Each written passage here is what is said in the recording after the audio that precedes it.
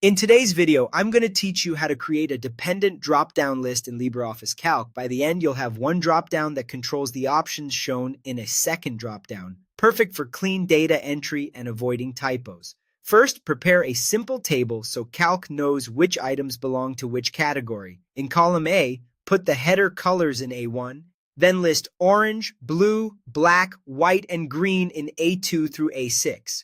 In column B, put the header planets in B1, then list Pluto, Mars, Earth, Venus, and Jupiter in B2 through B6.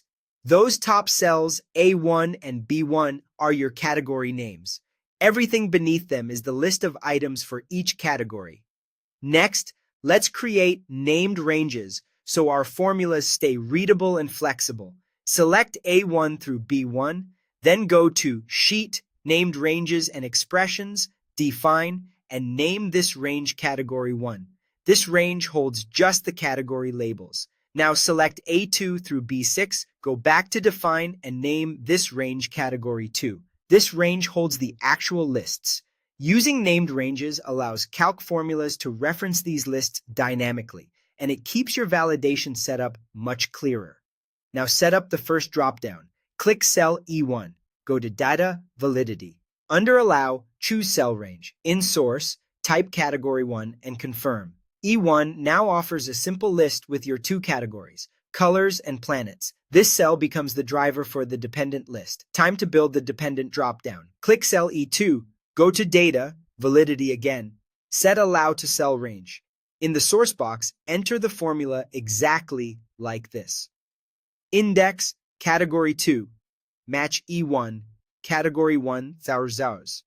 Then confirm. Here's what's happening. Match looks up the category you chose in E1 within Category 1 and returns its position first or second. Index then returns that entire column from Category 2 that matches the position found by Match. The double comma tells Index to return all rows for that column. As a result, when E1 shows colors, E2 lists orange through green. When E1 shows planets, E2 lists Pluto through Jupiter. Test it by picking a category in E1 and opening the dropdown in E2.